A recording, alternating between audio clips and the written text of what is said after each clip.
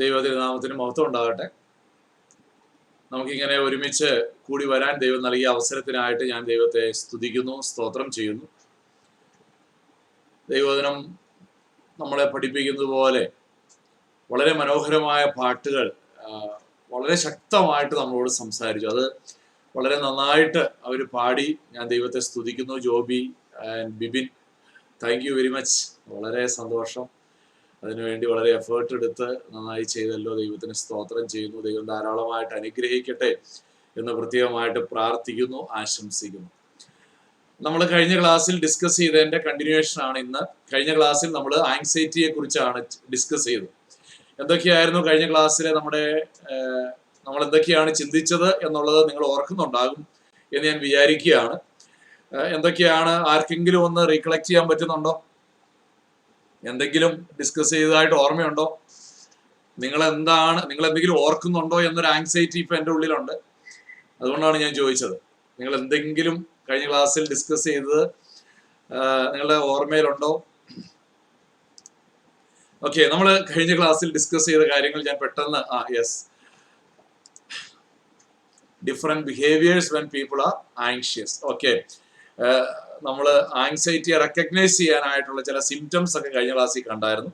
പിന്നെ നമ്മൾ ആദ്യം കണ്ടത് situations of anxiety in the Bible. ദൈവവചനത്തിൽ ബൈബിളിൽ ആങ്സൈറ്റിയെ കുറിച്ച് പറയുന്ന ചില വാക്യങ്ങൾ, ചില സംഭവങ്ങളൊക്കെ നമ്മൾ ആദ്യം ശ്രദ്ധിച്ചു. എന്ന് പറഞ്ഞാൽ ബൈബിളിൽ ഈ വിഷയത്തെ വളരെ കൃത്യമായിട്ട് അഡ്രസ് ചെയ്തിട്ടുണ്ട് എന്നുള്ളത് നമ്മൾ കണ്ടു. മറ്റൊരു കാര്യം നമ്മൾ കണ്ടത്, ആങ്സൈറ്റി നല്ലതുമാണ്. എപ്പോഴാണ് നല്ലത്? നമുക്ക് ഫൈറ്റ് ഓർ ഫ്ലൈറ്റ് റെസ്പോൺസ് എന്ന് നമ്മൾ കണ്ടു അല്ലേ. ചില പ്രശ്നങ്ങളുടെ നടുവിൽ ഒരു ആങ്സൈറ്റി ഉണ്ടാകുമ്പോഴാണ് നമുക്ക് ആ സിറ്റുവേഷനെ ശരിക്ക് ഹാൻഡിൽ ചെയ്യാനായിട്ട് പറ്റുന്നത്. കഴിഞ്ഞ ക്ലാസ് കഴിഞ്ഞപ്പോൾ ക്യൂവാൻഡേയിൽ ഒരാൾ ചോദിച്ചു, ഈ ആങ്സൈറ്റി ഇല്ലാത്ത ഒരു കുഴപ്പമുണ്ടോ? കുഴപ്പമുണ്ട്. കാരണം എന്താണ്? എക്സാമിന്റെ സമയത്ത് പഠിക്കാനൊന്നും ചിലപ്പോൾ ചിലർക്ക് തോന്നുകയില്ല. കാരണം എക്സാമിനെ കുറിച്ച് യാതൊരു ചിന്തയില്ല. അപ്പോൾ ഒരു അപകട സാഹചര്യം വരുമ്പോൾ അതിനെതിരെ ഫൈറ്റ് ചെയ്യണം, അല്ലെങ്കിൽ ആ സാഹചര്യത്തിൽ നിന്ന് ഓടിപ്പോകണമെന്ന് ഓടിപ്പോകാൻ നമ്മളെ പ്രേരിപ്പിക്കുന്ന ഒരു കാര്യം ഈ ആങ്സൈറ്റിയാണ്. അപ്പൊ ആങ്സൈറ്റി ഒരു വശത്ത് നല്ലതാണ്. എന്നാൽ ആങ്സൈറ്റിയുടെ നെഗറ്റീവ് എഫക്ട്സ് ഉണ്ട്. ഒരു വലിയ സീരിയസ് ആയ ഒരു ആങ്സൈറ്റിയിലേക്ക് നമ്മൾ പോയാൽ അത് വളരെ നെഗറ്റീവായിട്ട് നമ്മളെ അഫക്റ്റ് ചെയ്യും എന്നുള്ളത് വളരെ സത്യമാണ്. ഏറ്റവും അവസാനം പിന്നീട് നമ്മൾ ചിന്തിച്ചു റെക്കഗ്നൈസ് ആങ്സൈറ്റി. നമുക്ക് നമ്മുടെ ആങ്സൈറ്റി എങ്ങനെയാണ് റെക്കഗ്നൈസ് ചെയ്യുന്നത്, അതിന്റെ അല്ലെങ്കിൽ ആങ്സൈറ്റിയുടെ സിംറ്റംസ് എന്തൊക്കെയാണ്, ആങ്സൈറ്റി ഉണ്ടോ എന്ന് അറിയാനായിട്ട് കുറേ കാര്യങ്ങൾ നമ്മുടെ ഫിസിക്കലി നമുക്ക് തിരിച്ചറിയാനായിട്ട് കഴിയും എന്നുള്ളത് നമ്മൾ കഴിഞ്ഞ ക്ലാസ്സിൽ ചിന്തിച്ചു. ഏറ്റവും അവസാനം നമ്മൾ പറഞ്ഞു നിർത്തിയത് ഇതാണ്, ഈ ആങ്സൈറ്റി കൊണ്ട്, വറി കൊണ്ട് യാതൊരു പ്രയോജനമില്ല. കർത്താവ് തന്നെ പറഞ്ഞു, നിങ്ങൾ വിചാരപ്പെടുന്നത് കൊണ്ട് നിങ്ങളുടെ ആയുസ്സിനോട് ഒരു മുഴം കൂട്ടാനോ ഒരു മുഴം കുറയ്ക്കാനോ നിങ്ങൾക്ക് പറ്റുകയില്ല. നമ്മൾ അവസാനം പറഞ്ഞു നിർത്തിയത് എങ്ങനെയാണ്? ഒരു റോക്കിംഗ് ചെയറിലിരുന്ന് ആടുന്ന പോലെയാണ് വറി അല്ലെങ്കിൽ ആങ്സൈറ്റി എന്ന് പറഞ്ഞാൽ. എന്താണ്? ഇരുന്ന് ആടുന്നുണ്ട്, ഒരു ആക്ടിവിറ്റി നടക്കുന്നുണ്ട്, പക്ഷെ ആ റോക്കിംഗ് ചെയർ കൊണ്ട് ഒരു ഇഞ്ച് പോലും നമുക്ക് എന്ത് ചെയ്യാൻ കഴിയില്ല, മുന്നോട്ട് പോകാനോ പുറകോട്ട് പോകാനോ കഴിയില്ല. റോക്കിംഗ് ചെയറിന്റെ പ്രത്യേകത എന്താ? ഇരുന്ന സ്ഥലത്ത് തന്നെ ഇരുന്ന് ഇങ്ങനെ ആടിക്കൊണ്ടിരിക്കും. അപ്പോൾ ആങ്സൈറ്റി നമുക്ക് പ്രയോജനമൊന്നും ചെയ്യുന്നില്ല എന്നുള്ളത് നമ്മൾ കണ്ടു. എന്ന് മാത്രമല്ല, പല പ്രശ്നങ്ങളും ആങ്സൈറ്റി ഉണ്ടാക്കുന്നുണ്ട്. Okay,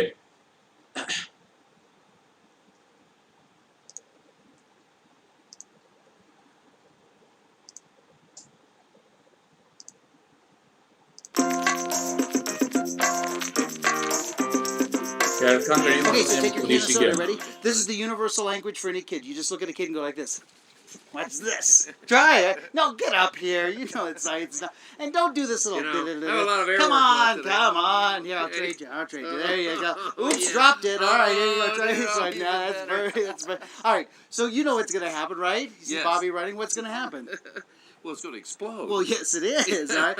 If you could look at this, you would see something very cool. You would see little bubbles all around the edges. Watch. If I open up one, I'm going to open one that I haven't shaken yet. All right, so here's one that I didn't shake. All right, so if you look at this one here, look at what happens on the side of the glass. It's These effervescing. Nice. The little bubbles are hooking to the side. Oh, yeah. This is what happens in the can. So the bubbles hook to the side. Well, that's what's going on in here now. That's exactly right. So if you could see what's going on, you would see those bubbles hooking up. And maybe we'll do it like this. Here, hold on to the baby bottle, would you? Okay. All right. So watch, the soda is going to go into the baby bottle like this. You can put your other small grenade down over I'll put there. that over Yeah, here. that'll be just perfect. Out of right? your reach. Thank you. And now this goes on the top. Now watch this. This is this old Don Herbert thing with the baby bottle. Shake it up. Go ahead, shake it up. Nice job. All right. Careful there, Sparky. All right. So there you go. So now you can actually see what's going on inside. If you come in close, take a look at the bubbles that are on the edge there. These bubbles are the dissolved carbon dioxide. They're now hooking on to any imperfections. So if you open this up right now, you're going to get a shower. But take your fist and knock the bubbles off. Try it. Just knock your bubbles off. So? Yeah, like that. See where it goes to the top? Heaven's So if you send all the bubbles to the top, watch this. You're fine. Oh, for heaven's So, sake. here you go. Pick Oh, up your can. All right, so let's shake away. Ready? So shake it up. Nice. All right, so now watch this. If you This is snap... fraught with Did you ever terror. hear anybody teach you to do this? Yes. This Before does you open nothing. it. All right? Never has, never will. Really? This is the I dumbest always thing. do that before Nah, I it get doesn't this work. one. If you don't believe me, just take it outside and try, and you're going to get it all over the I'll place. take All your word right? You for it. shouldn't open this can for a week. Ready? Snap the sides. If you snap the sides, Snapping you're taking my sides really all good, I'll of tell you the... why. There you go. All the bubbles are going to the top. All right? So now, when you pop it open, you're going to be fine. Ready? Get up here. You're fine. Ready? Hand here like this. 3, Which 2, way 1. are you going? That, Going that this way. way? All 3, right. 2, 1. Pop it open. Look at you. for Keep heaven's going. Isn't that sakes. good? Pour it in there and make sure the bubbles are still there. And of Isn't that course great? they are. Look at that! Now, you don't even have, and like, this is ginger ale, all right? You just don't do it with diet, all right? So don't do it with diet, because the diet, that carbon dioxide, the bubbles don't go to the top as well. And if somebody asked, can you use beer? And I said, why waste it? You understand what I'm saying? All right, so here we go. Snap. Or of course, when you try this at home, don't try this at home. Do it at a friend's house. Thank you. Okay, നമ്മൾ കണ്ട video വളരെ simple ആയിട്ടുള്ളൊരു video ആണ്. ഒരു soda can, ആ soda can shake ചെയ്താൽ എന്താണ് സംഭവിക്കുക? ഒരു സോഡ ക്യാൻ, ഒരു സോഡയുള്ള ഒരു കുപ്പി എടുത്തിട്ട് അത് നന്നായിട്ട് ഷേക്ക് ചെയ്ത് കഴിഞ്ഞാൽ എന്ത് സംഭവിക്കും? അതിനകത്തുള്ള ബബിൾസ് എല്ലാം ആ ക്യാൻ്റെ സൈഡിലേക്ക് വന്നിരിക്കും. പക്ഷെ സൈഡിലേക്ക് വന്നിരുന്നാൽ എന്തെങ്കിലും വ്യത്യാസമുണ്ടോ? അത് ഇപ്പോഴും അതിനകത്തുണ്ട്. ഒരു മുട്ട് കൊടുത്തപ്പോൾ ആ ബബിൾസ് എല്ലാം കൂടെ ടോപ്പിലേക്ക് വന്നു. എന്നിട്ട് എന്ത് ചെയ്തു? ഓപ്പൺ ചെയ്തപ്പോൾ അത് പെട്ടെന്ന് റിലീസായി, അതിനകത്തുള്ള ആ പ്രഷർ അതോടെ അവസാനിച്ചു. ഇന്ന് നമ്മൾ ഈ ആങ്സൈറ്റിയെ കുറിച്ച് പഠിക്കുമ്പോൾ ഇത് വളരെ കറക്റ്റ് ആയിട്ടുള്ളൊരു കാര്യമാണ്. നമ്മുടെ ഉള്ളിൽ അല്ലെങ്കിൽ നമ്മൾ സ്ട്രെസ്ഡ് ആയിട്ട് ഇരിക്കുന്ന ഒരു സിറ്റുവേഷനകത്ത് നമുക്ക് എങ്ങനെ നമ്മുടെ ആങ്സൈറ്റിയെ നമുക്ക് ഓവർകം ചെയ്യാനായിട്ട് പറ്റും, അല്ലെങ്കിൽ ഈ ആങ്സൈറ്റി എങ്ങനെ നമ്മുടെ ഉള്ളിൽ നിന്ന് പുറത്തേക്ക് കളയാനായിട്ട് പറ്റും എന്നുള്ളതാണ്. ഇതിങ്ങനെ ഈ ആങ്സൈറ്റി ഉണ്ട്, അതിങ്ങനെ ഉള്ളിൽ ഇങ്ങനെ വെച്ചോണ്ടിരുന്നു കഴിഞ്ഞാൽ നമ്മൾ കണ്ടു നെഗറ്റീവ് ഇഫക്ട്സ് ഓഫ് ആങ്സൈറ്റിയെ കുറിച്ച് നമ്മൾ പഠിച്ചു. എന്നാൽ ഇന്ന് നമ്മൾ പഠിക്കാൻ പോകുന്നത് അത് ഉള്ളിൽ വെക്കാനല്ല, അതിനെ റിലീസ് ചെയ്യുന്നത് എങ്ങനെയാണ് എന്നുള്ളതാണ്. ഇതിനകത്ത് പല കാര്യങ്ങൾ നമ്മൾ പറയുന്നുണ്ട്. ഒരുപാട് സമയമൊന്നും എടുക്കില്ല. കുറച്ച് സമയം നിങ്ങൾക്ക് ക്വസ്റ്റ്യൻസ് ഉണ്ടെങ്കിൽ എക്സ്പേർട്സ് നമ്മുടെ കൂടെ ഉണ്ട്, അവര് ആൻസർ ചെയ്യും. അപ്പം നമുക്ക് ഒന്ന് ചിന്തിക്കാം, ബൈബിൾ എന്ത് പറയുന്നു? നമ്മൾ ആങ്സൈറ്റിയെ ഫേസ് ചെയ്യുന്നുണ്ടെങ്കിൽ, നമ്മൾ വിചാരപ്പെടുക എന്ന് പറയുന്ന ഒരു പ്രശ്നം നമുക്കുണ്ടെങ്കിൽ ഹൗ ടു ഓവർകം, അതാണ് ഇനി നമ്മൾ ചിന്തിക്കാനായിട്ട് പോകുന്നത്. ഓക്കെ, ഒന്നാമത് പറയാനായിട്ട് ആഗ്രഹിക്കുന്ന ഒരു കാര്യമാണ്, we should have some exercise. Exercise എന്ന് പറയുമ്പോൾ ഇതെന്ത് എക്സർസൈസ് ആണ്? ആ എക്സർസൈസിന്റെ പേരല്ല ഞാൻ ചോദിച്ചത്. Physical exercises. നമ്മുടെ ശരീരം കൊണ്ട് നമ്മൾ ചില എക്സർസൈസ് ചെയ്യുന്നതിലൂടെ നമുക്ക് നമ്മുടെ ആങ്സൈറ്റിയെ ഓവർകം ചെയ്യാൻ അത് ഹെൽപ്പ് ചെയ്യും എന്നുള്ളത് സയന്റിഫിക്കലി പ്രൂവൺ ആണ്. നമ്മൾ ചില എക്സർസൈസ് ചെയ്യുമ്പോൾ അല്ലെങ്കിൽ എന്തെങ്കിലും സ്പോർട്സിൽ ഏർപ്പെടുമ്പോൾ, ഫിസിക്കൽ ആക്ടിവിറ്റീസിൽ ഏർപ്പെടുന്നതിലൂടെ അത് ഫിസിക്കൽ ബെനിഫിറ്റ് ഉണ്ട്, സൈക്കോളജിക്കൽ ബെനിഫിറ്റ് ഉണ്ട്. നമ്മൾ ഈ എക്സർസൈസ് ഒക്കെ ചെയ്യുമ്പോൾ, പ്രത്യേകിച്ച് റെഗുലർ എക്സർസൈസ് ഒക്കെ ചെയ്യുന്ന ആളുകൾക്ക് നമുക്കറിയാം അവർക്കൊരു പ്രത്യേക കോൺഫിഡൻസ് ഉണ്ടാകും എന്നുള്ളത് സത്യമാണ്. അപ്പോൾ കോൺഫിഡൻസ് ഉണ്ടാകുന്നതിലൂടെ ഒരു പരിധി വരെ അവർക്ക് ആങ്സൈറ്റി വരാതിരിക്കാൻ അതൊരു കാരണമാണ്. മറ്റൊരു പ്രധാനപ്പെട്ട കാര്യം, നമ്മളിങ്ങനെ ഫിസിക്കൽ ആക്ടിവിറ്റീസിൽ ഏർപ്പെടുമ്പോൾ നമ്മുടെ ശരീരത്തിൽ ചില ന്യൂറോട്ടിക് ഹോർമോൺസ് പ്രൊഡ്യൂസ് ചെയ്യുന്നുണ്ട്. For example dopamine. നിങ്ങൾ കേട്ടിട്ടുണ്ടാവും ഡോപ്പമിനെ കുറിച്ച്. ഈ ഡോപ്പമിൻ പ്രൊഡ്യൂസ് ചെയ്യുമ്പോഴാണ് നമുക്ക് ഭയങ്കര സന്തോഷമൊക്കെ ഉണ്ടാവുന്നത്. ഓടി ജയിക്കുകയാണ്, അപ്പൊ നമുക്ക് ഡോപ്പമിൻ പ്രൊഡ്യൂസ് ചെയ്യും, നമുക്ക് ഭയങ്കര സന്തോഷം ഉണ്ടാവും. വേറൊരു സാധനമാണ് സെറോട്ടോണിൻ. സെറോട്ടോണിന്റെ ഒരു പ്രത്യേകത എന്താണെന്ന് വെച്ചാൽ നമുക്കൊരു ഭയങ്കര സാറ്റിസ്ഫാക്ഷൻ തരും. ഡോപ്പമിൻ പ്രൊഡ്യൂസ് ചെയ്താൽ സന്തോഷം ഉണ്ടാകും, സെറോട്ടോണിൻ പ്രൊഡ്യൂസ് ചെയ്ത് കഴിഞ്ഞാൽ സാറ്റിസ്ഫാക്ഷൻ ഉണ്ടാവും. അപ്പോൾ നമ്മൾ ഫുട്ബോൾ കളിച്ചപ്പോൾ ഒരു ഗോൾ അടിച്ചു എന്ന് വിചാരിക്കുക. ഗോൾ അടിച്ചു കഴിയുമ്പോൾ അന്നേരം നമുക്ക് ഭയങ്കര സന്തോഷം ഉണ്ടായി അല്ലേ, ഞാനൊരു ഗോൾ അടിച്ചു ഇല്ലേ. ഫുട്ബോളിലേക്കാരെ കണ്ടിട്ടില്ല, ഗോൾ അടിച്ചു കഴിഞ്ഞാൽ അവരിങ്ങനെ മുട്ടുകുത്തി ഇങ്ങനെ സ്കിഡ് ചെയ്തു പോകുന്ന നമുക്ക് കാണാം. ആ ആവേശത്തിൽ അങ്ങ് സ്കിഡ് ചെയ്തു പോകും, ഭയങ്കരമായിട്ട് നൃത്തം ചെയ്യും. കാരണം അവരുടെ ഉള്ളിൽ ഡോപ്പമിൻ പ്രൊഡ്യൂസ് ചെയ്ത് അവർ സന്തോഷിക്കുകയാണ്. ഇനി വീട്ടിൽ ചെന്നിരുന്ന് ഈ കാര്യം ഒന്ന് ഓർത്താൽ അവിടെ സെറോട്ടോണിൻ പ്രൊഡ്യൂസ് ചെയ്യും, ഒരു ഭയങ്കര സാറ്റിസ്ഫാക്ഷൻ കിട്ടും. നിങ്ങൾ എന്തെങ്കിലും ഒരു കാര്യമൊക്കെ ചെയ്തു കഴിഞ്ഞിട്ട് ആരെങ്കിലും വന്ന് അപ്രീഷിയേറ്റ് ചെയ്തു എന്ന് വിചാരിക്കുക, വീട്ടിൽ ചെന്നിരുന്ന് അതൊന്നും അവിടെ ഓർത്ത് കഴിഞ്ഞ ഒരു പ്രത്യേക ഒരു നിർവൃതി നമുക്ക് ഉണ്ടാവില്ലേ. അതിന്റെ കാരണം ഈ സെറോട്ടോണിൻ പ്രൊഡ്യൂസ് ചെയ്തതാണ്. ബൈബിൾ എന്ത് പറയുന്നു എന്ന് നോക്കാം. 1 തിമോത്തി ചാപ്റ്റർ 4 വേഴ്സ് 8 നമ്മളോട് പറയുന്നതാണ്, ശരീരാഭ്യാസം അല്പ പ്രയോജനമുള്ളതത്രേ, ദൈവഭക്തിയോ ഇപ്പോഴത്തെ ജീവന്റെയും വരുവാനിരിക്കുന്നതിന്റെയും വാഗ്ദത്തമുള്ളതാകയാൽ സകലത്തിനും പ്രയോജനമുള്ളതാകുന്നു. അവിടെ സ്പിരിച്വൽ ഡിസിപ്ലിൻസിനെ കുറിച്ചുള്ള ഒരു വാക്യമാണ്. പക്ഷേ അതേ വാക്യം നമ്മളോട് പറയുന്നത് എന്താണ്? ഫിസിക്കൽ എക്സർസൈസ്, ഫിസിക്കൽ ഡിസിപ്ലിൻസ്, അതുകൊണ്ട് അല്പം പ്രയോജനമുണ്ട്. എന്താണ് ആ പ്രയോജനം? സയൻസ് അത് പ്രൂവ് ചെയ്തിരിക്കുകയാണ്. എന്താണ് ആ പ്രയോജനം? ഇപ്പൊ നമ്മുടെ ജീവിതത്തിൽ ഈ ചില ആളുകളുണ്ട്, ഫിസിക്കലി യാതൊരു ആക്ടിവിറ്റീസിലും ഏർപ്പെടാത്ത ഒരുപാട് ആൾക്കാരുണ്ട്. പക്ഷെ അങ്ങനെയുള്ളവരോട് ഞാൻ പറയുകയാണ്, നിങ്ങൾ ഫിസിക്കൽ ആക്ടിവിറ്റീസിൽ ഏർപ്പെടണം. ഞാൻ സ്കൂളിലും കോളേജിലും ഒക്കെ പഠിക്കുന്ന സമയത്ത് ക്രിക്കറ്റ് കളിക്കുമായിരുന്നു, ഫുട്ബോൾ കളിക്കുമായിരുന്നു. പക്ഷെ അതിനുശേഷം ഈ ജോലിയൊക്കെ കിട്ടിക്കഴിഞ്ഞിട്ട് വർഷങ്ങളോളം 10 വർഷത്തിലേറെ യാതൊരു ഫിസിക്കൽ ആക്ടിവിറ്റീസും ഉണ്ടായിരുന്നില്ല. ആ സമയത്ത് നിന്ന് ഞാൻ പിന്നീട് ഫുട്ബോൾ കളി തുടങ്ങി. എനിക്ക് വന്ന മാറ്റം എനിക്ക് തന്നെ നന്നായിട്ട് അറിയാം. എന്നെ കണ്ട ആളുകൾക്കും അത് മനസ്സിലായി എന്നുള്ളതാണ്.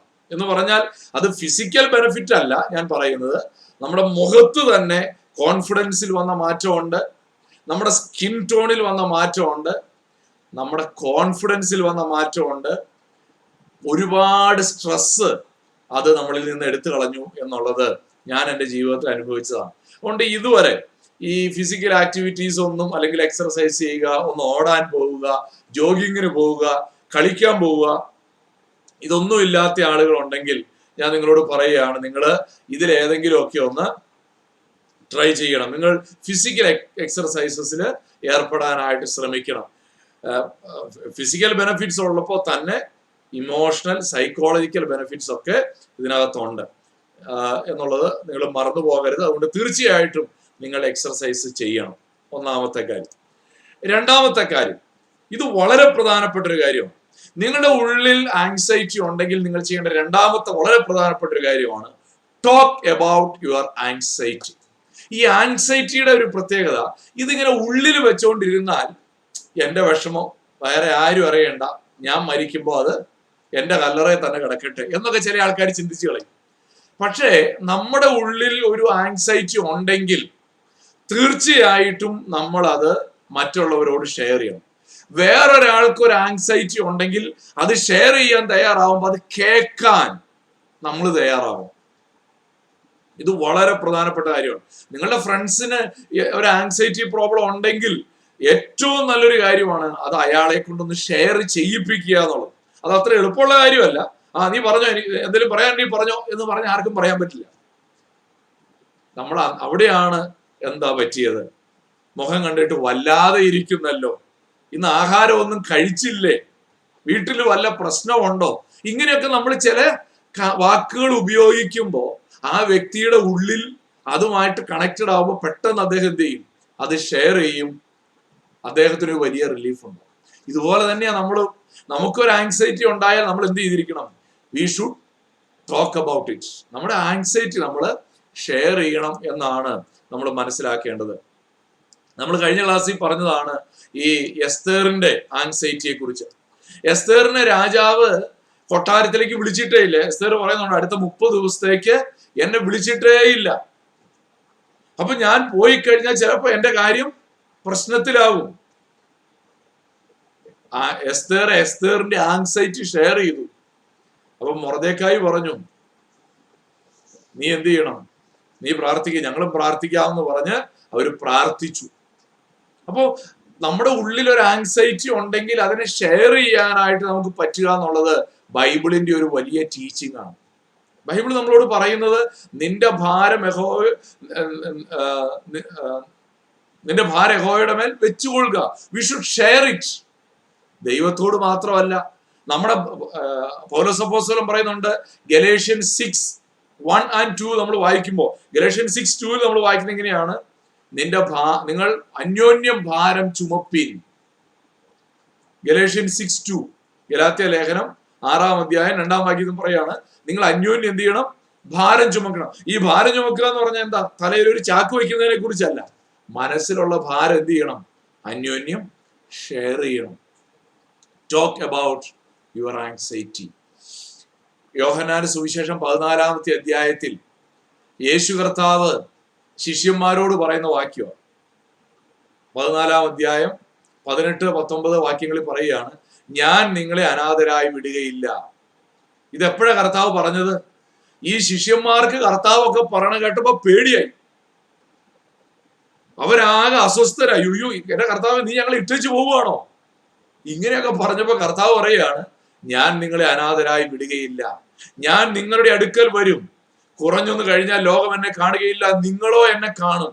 ഞാൻ ജീവിക്കുന്നത് കൊണ്ട് നിങ്ങളും ജീവിക്കും. ഇവിടെ കർത്താവ് ഈ 13-ാമത്തെ അധ്യായമൊക്കെ നമ്മൾ വായിക്കുമ്പോൾ അവിടെ യേശു പറയുന്നുണ്ട്, ഞാൻ നിങ്ങളെ വിട്ടേച്ച് പോവുകയാണ് എന്നൊക്കെ പറയുമ്പോൾ ശിഷ്യന്മാരാകെ അസ്വസ്ഥരായി.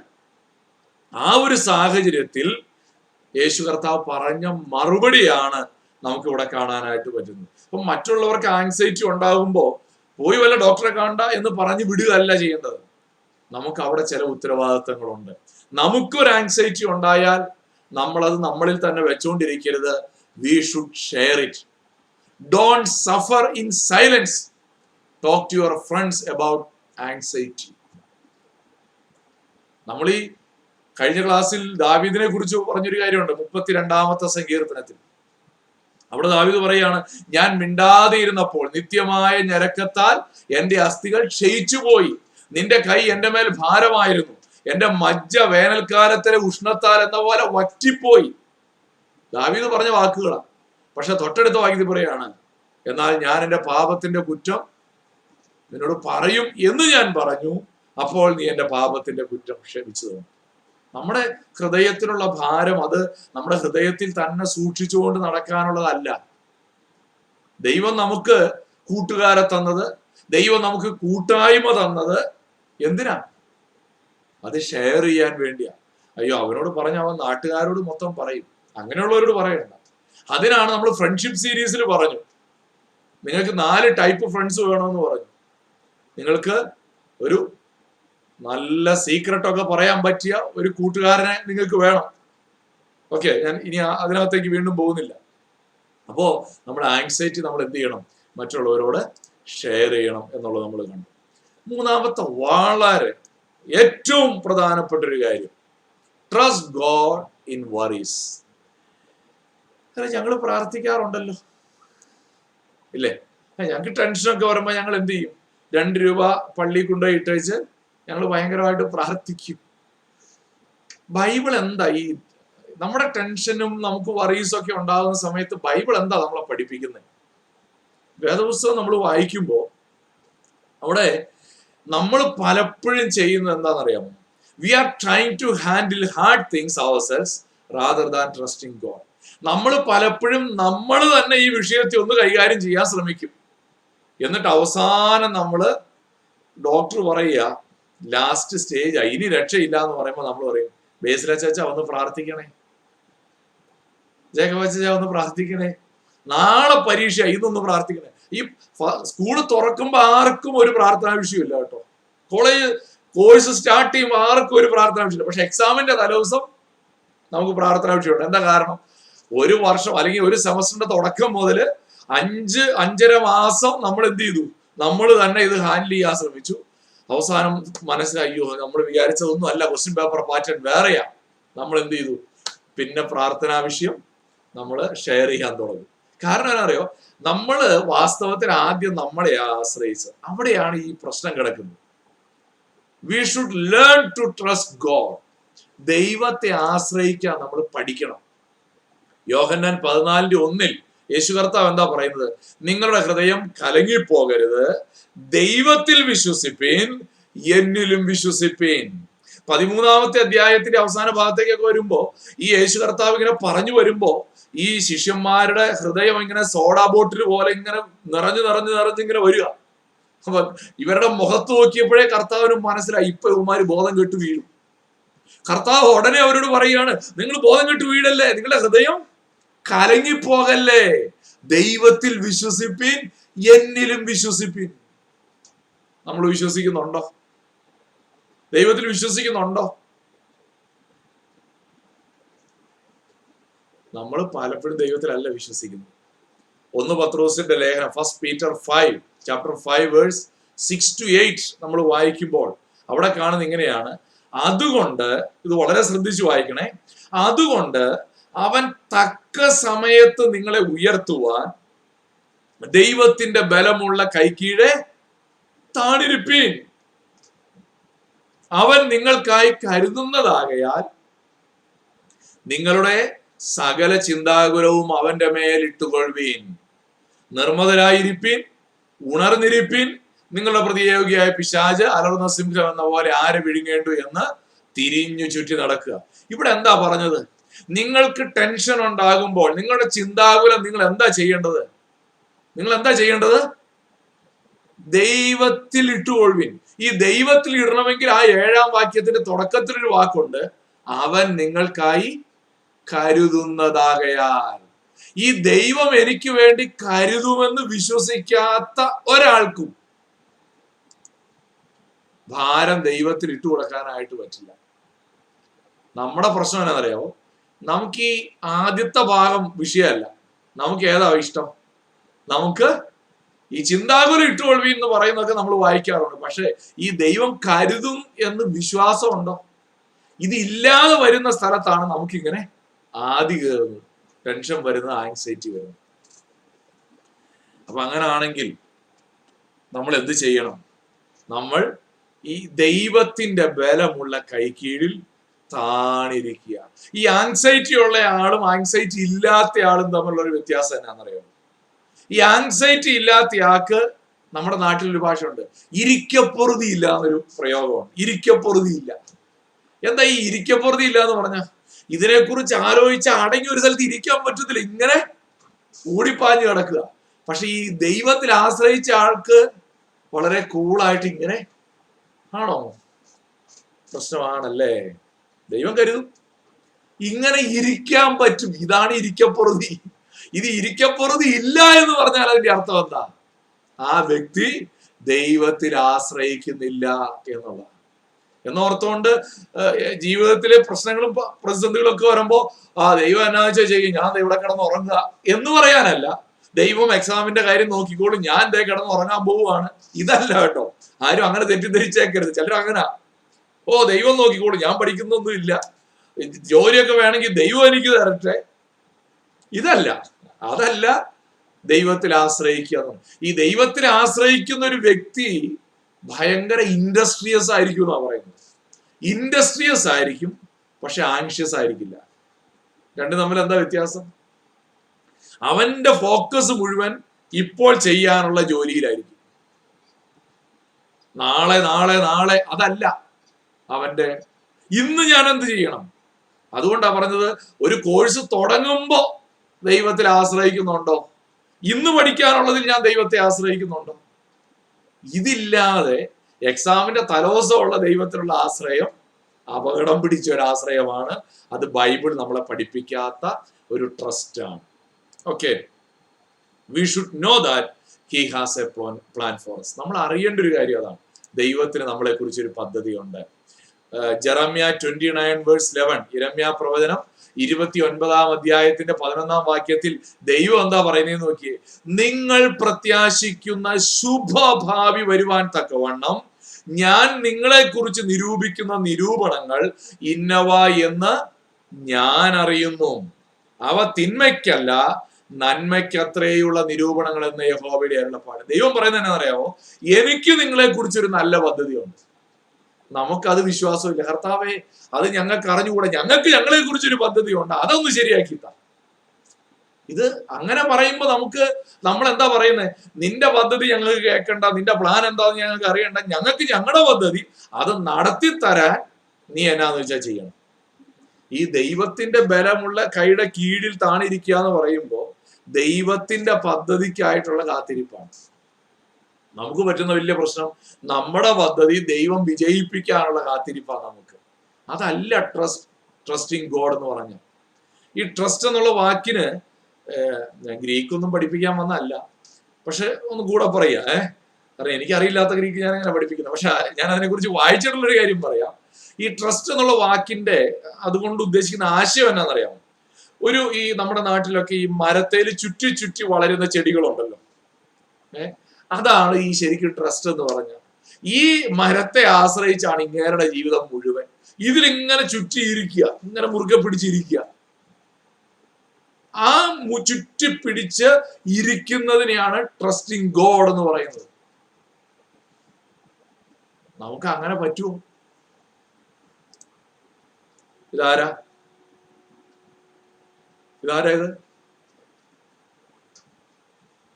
ഇപ്പോഴത്തെ അമേരിക്കയുടെ പ്രസിഡന്റ് അല്ലല്ലോ അല്ലെ? എല്ലാവർക്കും അറിയായിരിക്കും. ബില്ലി ഗ്രഹാമാണ്. ബില്ലി ഗ്രഹാം പറഞ്ഞൊരു സ്റ്റേറ്റ്മെന്റ് ആണ്, anxiety is the natural result when our hopes are centered in anything short of God and His will for us. Anxiety എപ്പോഴാ ഉണ്ടാകുന്നത്? നമുക്ക് എപ്പോഴാണ് ഈ ആങ്സൈറ്റി ഉണ്ടാകുന്നത്? ദൈവമല്ലാതെ വേറെ എന്തിനെയെങ്കിലും നമ്മൾ ആശ്രയിച്ചാൽ നമുക്ക് സ്വാഭാവികമായിട്ടും ഉണ്ടാകുന്നതാണ് ആങ്സൈറ്റി. അപ്പൊ ആങ്സൈറ്റിയുടെ റീസൺ എന്താന്ന് മനസ്സിലായല്ലോ അല്ലേ? ദൈവത്തിന്റെ താഴെയുള്ള എന്തിനെങ്കിലും നമ്മൾ ആശ്രയിച്ചാൽ വി വിൽ ബിക്കം ആങ്ഷ്യസ് എന്നുള്ളത് ബൈബിൾ വളരെ കൃത്യമായിട്ട് നമ്മളെ പഠിപ്പിക്കുകയാണ്.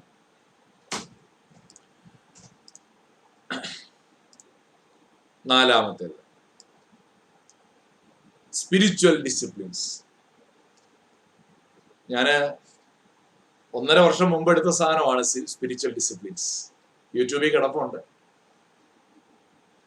സ്പിരിച്വൽ ഡിസിപ്ലിൻസ് വലിയൊരു ലിസ്റ്റ് ആയിരുന്നു. 10-14 നമ്മൾ പഠിച്ചു. എല്ലാത്തിനെ കുറിച്ചും അല്ല ഇവിടെ പറയുന്നത്. ബൈബിളിൽ ആങ്സൈറ്റിയെ ഓവർകം ചെയ്യാനായിട്ട് ബൈബിൾ സജസ്റ്റ് ചെയ്യുന്ന 3 സ്പിരിച്വൽ ഡിസിപ്ലിൻസ് മാത്രം ഞാനിവിടെ ഷെയർ ചെയ്യാൻ പോവാണ്. ഏതൊക്കെയാ? Philippians chapter 4 verses 6-8. എല്ലാവർക്കും അറിയാവുന്ന വാക്യമാണ്. എന്താണ്?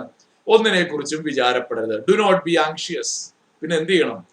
എല്ലാറ്റിലും പ്രാർത്ഥനയാലും അപേക്ഷയാലും നിങ്ങളുടെ ആവശ്യങ്ങൾ സ്തോത്രത്തോടുകൂടെ ദൈവത്തോട് അറിയിക്കുക അത്രേ വേണ്ടത്. അപ്പൊ അതിനകത്ത് 2 സ്പിരിച്വൽ ഡിസിപ്ലിൻസ് പോകും. ഏതൊക്കെയാ? 1 പ്രാർത്ഥന, 2 ഗീവ് താങ്ക്സ്. 1 പ്രാർത്ഥിക്കണം, 2 ദൈവത്തിന് സ്തോത്രം ചെയ്യണം. ഈ പ്രാർത്ഥന എന്ന് പറഞ്ഞാൽ എന്താ? അതാ നമ്മള് ഈ ആദ്യം പറഞ്ഞില്ലേ, നിന്റെ ഭാരം യഹോവയുടെ മേൽ വെച്ചുകൊള്ളുക. നമ്മുടെ ഭാരം നമ്മുടെ ആങ്സൈറ്റിയെ കുറിച്ച് നമ്മൾ സംസാരിക്കണം, ഷെയർ ചെയ്യണം എന്ന് നമ്മൾ പറഞ്ഞു. ഈ സംസാരിക്കുമ്പോൾ ദൈവത്തോട് പറയുന്നതാണ് പ്രാർത്ഥന. ദൈവത്തോട് പറയുന്നത് മാത്രമല്ല, ദൈവം പറയുന്നത് കേൾക്കുന്നതും കൂടെയാ പ്രാർത്ഥന കേട്ടോ. അത് ഞാൻ അന്ന് പറഞ്ഞിട്ടുണ്ട്. നമ്മൾ ദൈവത്തോട് പറയുന്നു, ദൈവം നമ്മളോടും പറയുന്നു. 2 ഗീവ് താങ്ക്സ്. ഈ പലർക്കും പറ്റുന്ന പ്രശ്നം പ്രാർത്ഥിക്കും, പക്ഷെ സ്തോത്രം ചെയ്യില്ല. ഇവിടെ സ്തോത്രം ചെയ്യുക എന്ന് പറയുന്നത് കഴിഞ്ഞ നാളുകളിൽ ദൈവം നമുക്ക് ചെയ്ത കാര്യങ്ങളെ കുറിച്ചൊന്ന് ഓർത്താൽ നമുക്ക് പെട്ടെന്ന് നമുക്ക് മനസ്സിലാവുന്ന ഒരു കാര്യമുണ്ട്. ഇനിയുള്ള കാര്യവും ദൈവം നോക്കും. നമുക്ക് എപ്പോഴും ഈ ആങ്സൈറ്റി കൂടി വരുന്നത് അറിയോ? പണ്ട് ദൈവം ചെയ്തതിനെ കുറിച്ച് നമുക്കൊരു ഓർമ്മയേ ഇല്ല. നമുക്ക് അങ്ങനെ ഒരു വിചാരമേ ഇല്ല. നമുക്ക് ഇപ്പോഴത്തെ കാര്യത്തെ കുറിച്ചുള്ള വിചാരമുള്ളൂ. അപ്പോൾ സ്വാഭാവികമായിട്ട് നമ്മൾ പഴയതൊക്കെ നടക്കും. അപ്പൊ പുതിയ കാര്യം നമ്മൾ സ്തോത്രത്തോടെ പറയാൻ നമുക്ക് അതുകൊണ്ട് പറ്റാതെ പോകും. അപ്പോൾ ഇങ്ങനൊരു സ്പിരിച്വൽ ഡിസിപ്ലിൻ നമ്മൾ പ്രാക്ടീസ് ചെയ്യണം. 1 പ്രാർത്ഥിക്കണം, 2 അതിനെ സ്തോത്രത്തോടുകൂടെ ഗീവ് താങ്ക്സ്, ദൈവത്തിന് നന്ദി പറയണം. അപ്പൊ 7ാമത്തെ വാക്യം പറയുകയാണ്, എന്നാൽ സകല ബുദ്ധിയെയും കവിയുന്ന ദൈവസമാധാനം നിങ്ങളുടെ ഹൃദയങ്ങളെയും നിലവുകളെയും ക്രിസ്തുവേശുവിങ്കൽ കാക്കും. കണ്ടോ? അപ്പോഴാണ് ഈ ദൈവിക സമാധാനം, ആങ്സൈറ്റി മാറി ഒരു ഡിവൈൻ പീസ് നമ്മുടെ ഉള്ളിൽ വന്ന് നിറയും. എന്നിട്ട് അടുത്ത സ്പിരിച്വൽ ഡിസിപ്ലിനെ കുറിച്ച് 8ാം വാക്യത്തിൽ പറയാം. ഒടുവിൽ എന്ത് ചെയ്യണം? സഹോദരന്മാരെ, സത്യമായത്, ഘനമായത്, നിത്യമായത്, നിർമ്മലമായത്, രമ്യമായത്, സൽകീർത്തിയായത്, സൽഗുണമോ പുകഴ്ചയോ അതൊക്കെയും ചിന്തിച്ചു കൊള്ളുവീൻ. നമ്മൾ എന്താ ചിന്തിക്കേണ്ടത്? ചില ആൾക്കാർ ഇതിനെ പോസിറ്റീവ് തിങ്കിങ് എന്ന് വിളിക്കും. നമ്മള് പോസിറ്റീവ് തിങ്കിങ്ങിനെ കുറിച്ചല്ല പറയുന്നത്, നമ്മൾ ഹോപ്പ്ഫുൾ തിങ്കിങ്ങിനെ കുറിച്ചാണ് പറയുന്നത്. രണ്ടും വ്യത്യാസമുണ്ട്. ഹോപ്പ് ദൈവം തരുന്നതാണ്. ദൈവത്തിന്റെ പ്രവൃത്തിയെ കുറിച്ച് ചിന്തിക്കുക, ദൈവവചനം ധ്യാനിക്കുക, ദൈവിക വാഗ്ദത്തങ്ങൾ വിശ്വസിച്ചുകൊണ്ട് അത് മെഡിറ്റേറ്റ് ചെയ്യുമ്പോൾ അത് ദൈവിക സമാധാനം കൊണ്ട് നമ്മുടെ ഹൃദയത്തിൽ നിറയാനുള്ള ഏറ്റവും നല്ലൊരു മാർഗമാണ്. So we should practice spiritual disciplines. നമ്മുടെ പ്രശ്നം ഇതൊരു ലൈഫ് സ്റ്റൈൽ അല്ല എന്നുള്ളതാണ്. Spiritual disciplines should be the life style of A Christian. സന്തോഷമുള്ള വിജയകരമായ ക്രിസ്തീയ ജീവിതം എന്ന് പറഞ്ഞാൽ എന്താ? അതിലേക്കുള്ള ചവിട്ടുപടി സ്പിരിച്വൽ ഡിസിപ്ലിൻസ് ആണ്.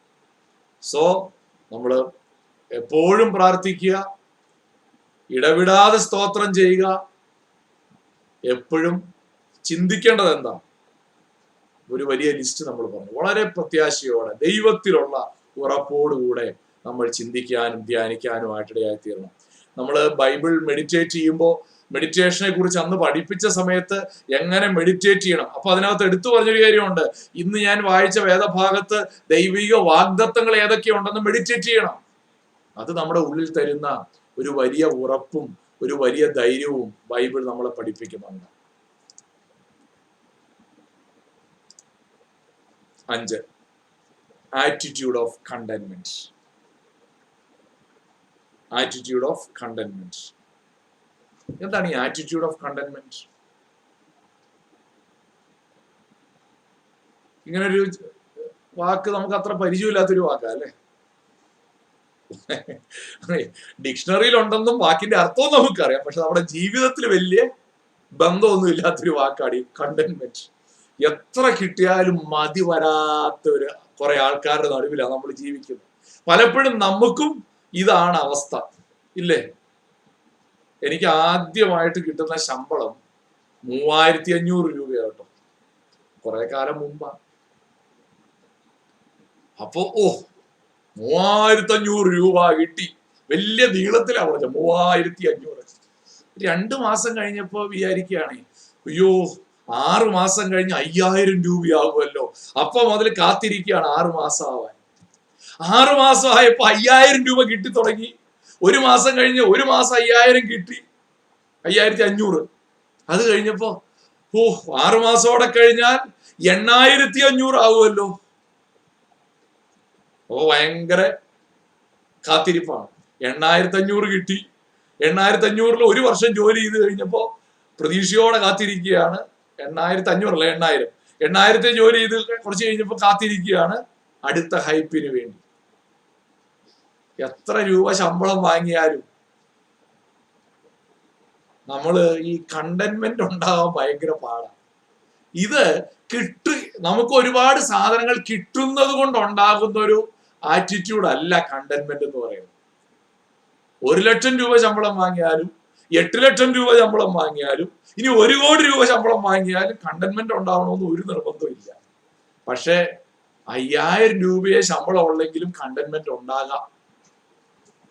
ആ കണ്ടന്റ്മെന്റ് ഉള്ള ഒരു വ്യക്തിക്ക് വളരെ അനായാസം ആങ്സൈറ്റിയെ ഓവർകം ചെയ്യാനായിട്ട് പറ്റും. ഒന്ന് നോക്കിയേ ബൈബിൾ എന്താ പറയുന്നത്. 1 തിമോത്തി chapter 6 verse 8 to 10. നമുക്ക് പലർക്കും ഇഷ്ടമല്ലാത്തൊരു വാക്യമാണ്. പലരും ബൈബിളിൽ ഈ വാക്യമൊക്കെ വെട്ടിക്കളയാൻ സാധ്യതയുണ്ട്, ഇല്ലേ? എന്താ എഴുതിയിരിക്കുന്നത്? ഉണ്മാനും ഉടുപ്പാനും ഉണ്ടെങ്കിൽ മതി എന്ന് നാം വിചാരിക്കുക. അയ്യോ, ഇതെന്തോ അബദ്ധത്തിൽ കയറി കൂടിയതാണോ ബൈബിളിൽ? ഇത് ബൈബിള് നമ്മളെ പഠിപ്പിക്കുന്നത് ഇതാ, ഉണ്മാനും ഉടുപ്പാനും ഉണ്ടെങ്കിൽ മതി എന്ന് നാം വിചാരിക്കുക. ധനികന്മാരാകുവാൻ ആഗ്രഹിക്കുന്നവർ, എവിടാ പ്രശ്നം വരുന്നതെന്ന് നോക്കിയേ. നമുക്കുള്ളതിൽ നമുക്ക് സംതൃപ്തി ഉണ്ടെങ്കിൽ, സന്തോഷം ഉണ്ടെങ്കിൽ കുഴപ്പമില്ല. മതി എന്ന് വിചാരിക്കാൻ പറ്റിയാൽ ആങ്സൈറ്റി അവിടെ ഉണ്ടാകാനേ പോകുന്നില്ല. പക്ഷേ ഒരുത്തൻ ഇത് പോരാ എന്ന് ഒരുത്തന്റെ ഹൃദയത്തിൽ ചിന്തിക്കാൻ തുടങ്ങുന്ന നിമിഷത്തിൽ തുടങ്ങുന്ന ഒരു പ്രശ്നം എന്നാണെന്നറിയാമോ? ധനികന്മാരാകുവാൻ ഇച്ഛിക്കുന്നവർ, ആഗ്രഹിക്കുന്നവർ പരീക്ഷകളിലും കെണിയിലും കുടുങ്ങും. പിന്നെ മനുഷ്യർ നിങ്ങളത് ഇംഗ്ലീഷിൽ വായിച്ചോ കേട്ടോ, ഞാനത് ഇംഗ്ലീഷ് ഇടാൻ മറന്നുപോയി. മനുഷ്യർ സംഹാരനാശങ്ങളിൽ മുങ്ങിപ്പോകുവാൻ ഇടവരുന്ന മൗഢ്യവും ദോഷവുമായ പല മോഹങ്ങൾക്കും ഇരയായി തീരുകയും ചെയ്യും. എന്നിട്ട് അടുത്ത വാക്യത്തിൽ പറയുകയാണ്, ദ്രവ്യാഗ്രഹം സകലവിധ ദോഷത്തിനും മൂലമല്ലോ. ഇത് ചിലർ കാക്ഷിച്ചിട്ട് വിശ്വാസം വിട്ടുവിടുന്ന ബഹുദുഃഖങ്ങൾക്ക് അധീനരായി തീരും. ബഹുദുഃഖങ്ങൾ, പല പ്രശ്നങ്ങളിലും പലരും ചെന്ന് ചാടുന്നതിന്റെ കാരണം എന്താ? പലരും ജീവിതത്തിൽ ആങ്സൈറ്റി പോലെയുള്ള വലിയ പ്രശ്നങ്ങളിൽ ചെന്ന് ചാടുന്നതിന്റെ ഒരു റീസൺ അവർക്ക് ഈ ഒരു കണ്ടന്റ്മെന്റ് ഇല്ല എന്നുള്ളതാണ്. അതിന്റെ അർത്ഥം, എനിക്ക് പരീക്ഷയ്ക്ക് ഇത്രയും മാർക്കൊക്കെ മതി, ഇതാണോ? നമുക്കെല്ലാം നമുക്ക് ഇഷ്ടമുള്ളൊരു വേർഷൻ വായിക്കാൻ നമുക്കറിയാം. അതുകൊണ്ടാണ് ഞാൻ ഇതൊക്കെ പറയുന്നത്. നമുക്ക് ഇഷ്ടമുള്ള ഒരു വേർഷൻ നമ്മൾ ഇതിൽ നിന്ന് വായിച്ചെടുക്കും. അങ്ങനെ വായിച്ചെടുക്കാനല്ല ഇത്. ഞാൻ ആദ്യമേ പറഞ്ഞു, ദൈവത്തെ ആശ്രയിക്കുന്ന ഒരു വ്യക്തി കഠിനമായി അധ്വാനിക്കും, പരിശ്രമിക്കും. ഇവിടെ പറയുന്ന എന്താ? നമ്മൾക്ക് നമ്മുടെ സാഹചര്യങ്ങളിൽ എന്തു തന്നെയാണെങ്കിലും അതിൽ സംതൃപ്തി കണ്ടെത്താൻ കഴിയും. അതാ ഈ പൗലോസ് അപ്പോസ്തലൻ പറയുന്നുണ്ട്, സമ്പന്നനായിരിക്കാൻ ഞാൻ ശീലിച്ചിട്ടുണ്ട്, വിശന്നിരിക്കുമ്പോഴും അവിടെയും സംതൃപ്തിയോടെ ഇരിക്കാൻ ഞാൻ പഠിച്ചിട്ടുണ്ട്. I have learn to be. ഇന്ന് നമ്മുടെ ജീവിതത്തിലും നോക്കി, നമുക്കില്ലാത്ത ഏറ്റവും വലിയൊരു പ്രശ്നം ഇതാണ്. എബ്രായർ 13:5 പറയുകയാണ്, നിങ്ങളുടെ നടപ്പ് ദ്രവ്യാഗ്രഹം ഇല്ലാത്തതായിരിക്കട്ടെ, ഞാൻ നിന്നെ ഒരു നാളും കൈവിടുകയില്ല, ഉപേക്ഷിക്കുകയുമില്ല എന്ന് അവൻ തന്നെ അരുളി ചെയ്തിരിക്കുന്നത്. എന്തുകൊണ്ടാണ് ഈ സംതൃപ്തി വേണമെന്ന് പറയുന്നത്? നമ്മുടെ സംതൃപ്തി സമ്പത്തിലല്ല, ദൈവത്തിലാണ്. അതാ അവിടെ പറയുന്നത്. നിങ്ങൾക്ക് പണത്തിന്റെ പുറകെ നിങ്ങൾ ഓടിയാൽ നിങ്ങൾക്ക് അതിന്റെ ആവശ്യമില്ല. നിങ്ങൾ എന്തിൽ സംതൃപ്തി കണ്ടെത്തിയാൽ മതി.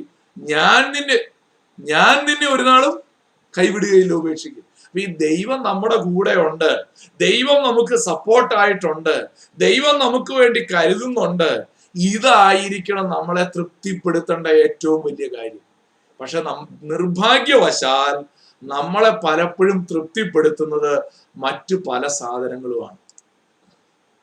6-ാമത്തേത്, സമയം പോയല്ലോ, മാനേജ് യുവർ റിസോഴ്സസ്. നമ്മുടെ സാഹചര്യങ്ങളിൽ നമ്മുടെ റിസോഴ്സസ് ഏതൊക്കെയാ? നിങ്ങളുടെ റിസോഴ്സസ് ഏതൊക്കെയാ? ഒന്ന് കമന്റ് ചെയ്യാവോ? ഞാൻ കൺക്ലൂഡ് ചെയ്യാൻ പോവുകയാണ്. ഒന്ന് കമന്റ് ചെയ്യാവോ? നമ്മുടെ റിസോഴ്സസ് എന്തൊക്കെയാണ്? നിങ്ങൾക്ക് എന്തൊക്കെ റിസോഴ്സസ് ഉണ്ട്? എന്തേലും ഉണ്ടോ? അതോ ഒന്നുമില്ല, കൈ മലർത്തി കാണിക്കുകയാണ്?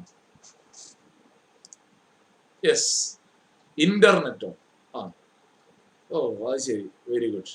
Internet, time, yes, okay. Internet correct ആട്ടോ, അത് ഒരു റിസോഴ്സ് ആണ്. അല്ലെന്ന് പേരൻസ്, ഓക്കെ. പിന്നെ നമ്മുടെ റിസോഴ്സ്, നമ്മൾ പേരൻസിനെ ഊറ്റിയെടുത്തോണ്ടിരിക്കുകയാണ്. ദൈവവചനം, വേർഡ് ഓഫ് ഗോഡ്, പണം, യെസ്,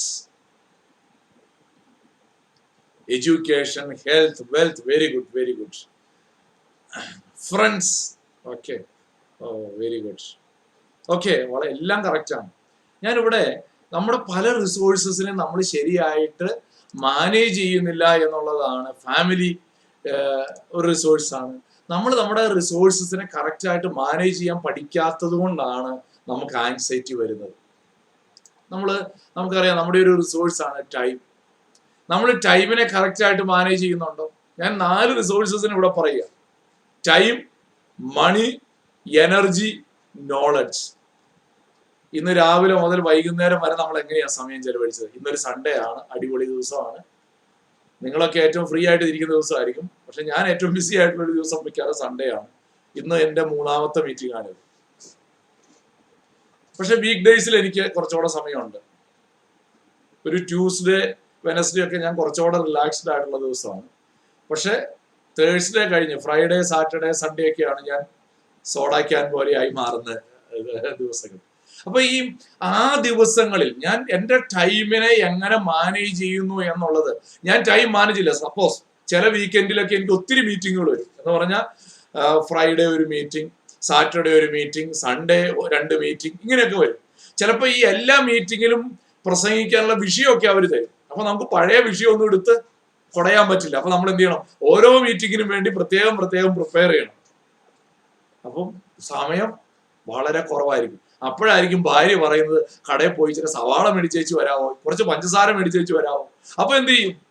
അയ്യോ എനിക്ക് സമയമില്ല, ടെൻഷനായി. അപ്പൊ ഈ ട്യൂസ്ഡേ ഇവിടെ വെറുതെ ഇരുന്നയാള് അന്ന് ആ ടൈമിനെ എങ്ങനെ മാനേജ് ചെയ്തു, അന്ന് കറക്റ്റായിട്ട് മാനേജ് ചെയ്യാത്തത് കൊണ്ട് സൺഡേ ഈവനിങ്ങിലെ ടിക്ക് ഇവിടെ കിടന്ന് തലകുത്തി മറിഞ്ഞിട്ട് വല്ല കാര്യമുണ്ടോ? അപ്പോ നമ്മൾ പഠിക്കേണ്ട ഒരു കാര്യമാണ്, we should learn to manage our resources. അത് ടൈം, മണി, പൈസ. മിക്കവാറും ഈ കടകളിലൊക്കെ ബിസിനസ് ഏറ്റവും കൂടുതൽ നടക്കുന്ന ദിവസം ഏത് ഒരു മാസത്തിന്റെ ഫസ്റ്റ് ഹാഫ് ആണോ സെക്കൻഡ് ഹാഫ് ആണോ? ഫസ്റ്റ് ഹാഫ് പോലുമില്ല, ആദ്യത്തെ 5 ദിവസം. കാരണം സാലറി കിട്ടിയാൽ ആദ്യത്തെ ഒരു 5 ദിവസത്തിനുള്ളിൽ നമ്മൾ അടിച്ചു പൊളിക്കും. പിന്നെ 10-20 ദിവസം മഹാദാരിദ്ര്യത്തിൽ ജീവിക്കും. മക്കതോന്യ സഭകളെ കുറിച്ച് പറയുന്ന പോലെ മഹാദാരിദ്ര്യത്തിലായിരുന്നിട്ടും എന്ന് നമ്മൾ വായിക്കുന്നതല്ലേ. നമ്മുടെ പലരുടെ അവസ്ഥ ഇതാണ്. നമ്മുടെ റിസോഴ്സ് പണം മാത്രമല്ല, എനർജി. ഞാൻ സ്കൂളിൽ പഠിക്കുന്ന സമയത്ത് ആദ്യമായിട്ട് 1500 മീറ്റർ ഓടാൻ മത്സരിക്കാൻ കൂടിയേക്കാണ്. അപ്പോൾ എല്ലാവരും ഓട്ടം പതുക്കി ഓടി തുടങ്ങി. ഞാൻ നല്ല സ്പീഡിൽ അങ്ങ് ഓടി. 1500 മീറ്റർ ഓടണം എന്നുള്ള വിചാരമൊന്നും എനിക്കില്ല. കാരണം എനർജി എന്ത് ചെയ്യണം? റിസർവ് ചെയ്യണം, അവസാനം ഓടണം. ആദ്യത്തെ ഒരു 2 റൗണ്ട് ഓടി കഴിഞ്ഞപ്പോഴത്തേക്കും എൻ്റെ എനർജി മുഴുവൻ തീർന്നു. പിന്നെ ഞാൻ ഫിനിഷ് ചെയ്തു. അവസാനം എല്ലാവരും ഓടി കയറി പോയി കഴിഞ്ഞപ്പോൾ സാർ അവിടെ നിന്ന് വിസിലടിക്കുക, നീ കയറിയിട്ട് വേണം അടുത്ത മത്സരം നടത്താൻ. കാരണം ഇടയും ആ ഗ്രൗണ്ടിൽ കൂടെ അത്ര സ്ലോ ആയിട്ട് ഓടുന്നത്. We should learn to manage our resources. നമ്മുടെ അറിവ് അല്ലേ, ദൈവവചനം പഠിക്കാൻ, ദൈവവചനം മാത്രമല്ല എന്ത് കാര്യവും ആയിക്കോട്ടെ, പഠിക്കാൻ കിട്ടുന്ന അവസരം നമ്മൾ പലപ്പോഴും പഠിക്കാനായിട്ട് ഉപയോഗിക്കാറില്ല. ഇപ്പൊ എൻ്റെ ഒരു പ്രശ്നം എന്താണെന്നറിയാമോ? ഇപ്പൊ ഞാനൊക്കെ ഫേസ് ചെയ്യുന്ന ഒരു പ്രശ്നം, ഓരോ മീറ്റിങ്ങിനും വേണ്ടി പ്രിപ്പയർ ചെയ്യുമ്പോൾ ഒത്തിരി വായിക്കണം. ആ ടോപ്പിക്കിൽ നിന്ന് വിട്ടു വേറൊരു ടോപ്പിക്ക് വായിക്കാൻ പഠിക്കാൻ എനിക്ക് സമയം വളരെ കുറച്ചേ കിട്ടുന്നുള്ളൂ. പണ്ട് ഇങ്ങനെ ഇല്ലായിരുന്നു. ആരും പ്രസംഗിക്കാനും വിളിക്കാനില്ല, ഒരു ക്ലാസ്സും ഇല്ല, ഇഷ്ടംപോലെ സമയം, ഏത് ബുക്ക് വേണേലും വായിക്കാം. ഇപ്പൊ എന്റെ ബുക്ക് ഷെൽഫിൽ വായിക്കാത്ത കുറെ ബുക്കുകൾ ഇരിക്കുക. ഇനി ഇതൊക്കെ ഞാൻ എപ്പോ വായിക്കും? കാരണം എന്താ? നമ്മുടെ റിസോഴ്സസ് മാനേജ് ചെയ്യാനായിട്ട് നമ്മൾ പഠിക്കണം. നിങ്ങൾക്ക് സമയം കിട്ടുന്ന സമയത്ത് നിങ്ങളുടെ റിസോഴ്സസ് നിങ്ങൾ എങ്ങനെ മാനേജ് ചെയ്യുന്നു എന്നുള്ളത് നമ്മൾ ഒന്ന് സ്വയം പരിശോധിക്കണം.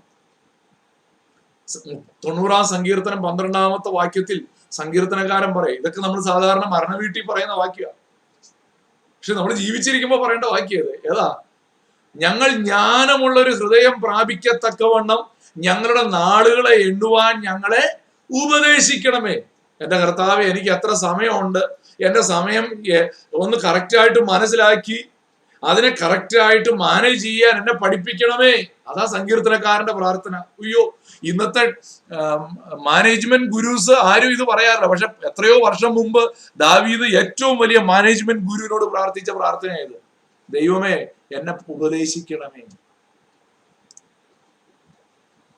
എഫേസ്യ ലേഖനം 5-15-16 വാക്യം എല്ലാവർക്കും അറിയാവുന്ന വാക്യം.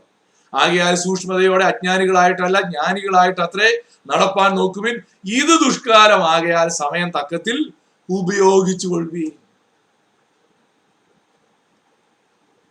പ്രിപ്പയർ ചെയ്യാനിരിക്കുന്നു, വൈകുന്നേരത്തേക്ക് ആവശ്യമാണ്, രാവിലെ മുതൽ ഇരിക്കുന്നു, ഉച്ച വരെയുള്ള സമയം ഒന്ന് തുറന്നു വെച്ചു, ബുക്കെല്ലാം തുറന്നു വെച്ചു, വായിക്കാൻ തുടങ്ങിയപ്പോൾ ഒരു നോട്ടിഫിക്കേഷൻ വന്നു, നോട്ടിഫിക്കേഷൻ ഓപ്പൺ ചെയ്തു, ഉച്ച വരെ ആ നോട്ടിഫിക്കേഷൻ പുറകെ പോയി. ഇത് ദുഷ്കാലമാണ്. അതുകൊണ്ട് ഉച്ച വരെയുള്ള സമയം പോകാൻ സാധ്യതയുണ്ട്. സമയം തക്കത്തിൽ ഉപയോഗിച്ചു കൊള്ളുകയും. സഭാപ്രസംഗി എക്ലീസിയാസ്റ്റിസ് 9:10 ചെയ്യുവാൻ നിനക്ക് സംഗതി വരുന്നതൊക്കെയും, അടുത്ത വാക്കൊന്ന് ശ്രദ്ധിക്കണേ, ശക്തിയോടെ ചെയ്യുക. ഇപ്പൊ ചെയ്യേണ്ട ചില കാര്യങ്ങളുണ്ട്, അത് മാക്സിമം എഫേർട്ട് എടുത്ത് ഇപ്പൊ ചെയ്യണം. ബിസിനസ് ആണ് ചെയ്യുന്നെങ്കിൽ ഇപ്പൊ ചെയ്യണം, പ്ലാനിങ് ആണ് ചെയ്യുന്നെങ്കിൽ ഇപ്പൊ ചെയ്യണം, അത് ഏറ്റവും ശക്തിയോടെ ചെയ്യുക. ആ വാക്യം നിങ്ങൾ ഇംഗ്ലീഷിലൊന്ന് റെഫർ ചെയ്യണം. സമയം പോയതുകൊണ്ട് ഇനി ഞാൻ ഇംഗ്ലീഷിലൊന്നും വായിക്കുന്നില്ല. ഐസയ ചാപ്റ്റർ 41:10 ദൈവം പറയുകയാണ്, ഞാൻ നിന്നോട് കൂടെയുണ്ട്, ഭ്രമിച്ചു നോക്കണ്ട, ഞാൻ നിന്റെ ദൈവമാകുന്നു, ഞാൻ നിന്നെ ശക്തീകരിക്കും, ഞാൻ നിന്നെ സഹായിക്കും, എന്റെ നീതിയുള്ള വലം കൈ കൊണ്ട് ഞാൻ നിന്നെ താങ്ങും. കർത്താവ് എന്നാ പറയുന്നതെന്ന് അറിയാമോ? ഞാൻ നിന്നെ സഹായിക്കാം. നമ്മുടെ ഏറ്റവും വലിയ റിസോഴ്സ് ആണല്ലോ. ആ റിസോഴ്സ് നമ്മൾ ടാപ്പ് ചെയ്യാറ് പോലും ഇല്ല, ആ റിസോഴ്സ് നമ്മൾ ഉപയോഗിക്കാറ് പോലും ഇല്ല. നമ്മുടെ കർത്താവ്, അവനാണ് നമ്മുടെ ഏറ്റവും വലിയ resource. So we should learn to manage our resources. ഞാൻ ഇവിടെ പറഞ്ഞ് അവസാനിപ്പിക്കാൻ ആഗ്രഹിക്കുകയാണ്. നമ്മുടെയൊക്കെ ജീവിതത്തിൽ ആങ്സൈറ്റി ചോർത്തിക്കളയാൻ, ഇങ്ങനെ ബലൂൺ പൊട്ടിച്ചു കളയണ പോലെ പൊട്ടിച്ചു കളയാനുള്ള മാർഗമൊന്നുമില്ല. ആ ബലൂൺ തന്നെ ചില കാര്യങ്ങൾ ചെയ്താലേ പറ്റുള്ളൂ. ബലൂണിനകത്തെ സ്ട്രെസ് കളയാൻ പുറമേ നിന്ന് കുത്താം, പക്ഷെ നമ്മുടെ അകത്തെ സ്ട്രെസ് പുറമേ നിന്നല്ല കുത്തേണ്ടത്, നമ്മൾ തന്നെ അതിനു വേണ്ടി എഫേർട്ട് എടുക്കണം. അതിന് പറ്റുന്നുണ്ടോ? അതിന് നമുക്ക് കഴിഞ്ഞില്ല എങ്കിൽ നമ്മൾ ഒരു പക്ഷേ ഈ ബലൂൺ കുത്തി പൊട്ടിക്കുന്ന പോലെ കുത്തി പൊട്ടിക്കേണ്ടി വരും. അത് നെഗറ്റീവ് എഫക്ട്സ് ഓഫ് ആങ്സൈറ്റിയാണ്. ആ ഒരു അവസ്ഥയിലേക്ക് നമ്മൾ പോകാതിരിക്കാൻ. ഞാനിപ്പോൾ പറഞ്ഞത് നമ്മൾ ഹാൻഡിൽ ചെയ്യുന്ന മേഖലയെ കുറിച്ചാണ്. എന്നാൽ എക്സ്പേർട്ട് അഡ്വൈസ് വേണ്ട ചില സാഹചര്യങ്ങളുണ്ട്. നമ്മുടെ ഫേബ ജോൺസിനെ പോലെയുള്ള ആളുകളുടെ സഹായം തേടേണ്ടി വരുന്ന സാഹചര്യങ്ങളുണ്ട്. അവരൊക്കെ കൗൺസിലിങ്ങിലൂടെ, തെറാപ്പികളിലൂടെ ഹയർ ലെവൽസ് ഓഫ് ആങ്സൈറ്റിയിലേക്ക് പോകുമ്പോൾ, നമുക്ക് ഹാൻഡിൽ ചെയ്യാൻ പറ്റാത്ത ആങ്സൈറ്റിയിലേക്ക് വരുമ്പോൾ, ആ നിലയിൽ നമ്മൾ അതിനെ ഹാൻഡിൽ ചെയ്യേണ്ടത് ആവശ്യമായിട്ടുണ്ട്. സോ നമ്മൾ അതിനായിട്ട് ദൈവം നമ്മളെല്ലാവരെയും സഹായിക്കട്ടെ. അല്ലെങ്കിൽ ആ ഒരു അവസ്ഥയിലേക്ക് പോകാതെ അതിന് മുൻപ് തന്നെ ഇതിനെ നമുക്ക് കൈകാര്യം ചെയ്യാനുള്ള പരിജ്ഞാനം ദൈവം ബൈബിളിലൂടെ നമുക്ക് പറഞ്ഞു തന്നിട്ടുണ്ട്. അത് പ്രാക്ടീസ് ചെയ്യുവാൻ ദൈവം നമ്മളെല്ലാവരെയും സഹായിക്കട്ടെ എന്ന് ഞാൻ പ്രാർത്ഥിക്കുന്നു, ആശംസിക്കുന്നു. ഒരു നിമിഷം ദൈവസന്നിധിയിൽ സമർപ്പിച്ച് നമുക്ക് പ്രാർത്ഥിക്കാം.